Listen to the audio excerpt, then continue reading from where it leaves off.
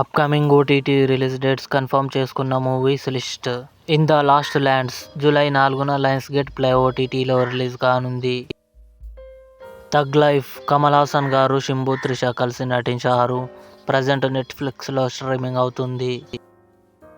కుమారి 21F July 10న థియేటర్లో release కానుంది.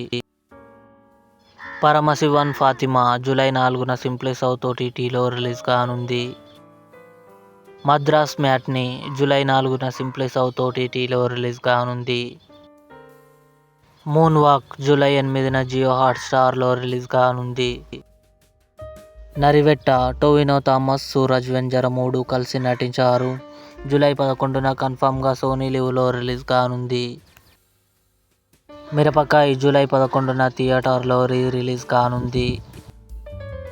Sarzameen July 25న Jio హాట్స్టార్లో రిలీజ్ కానుంది.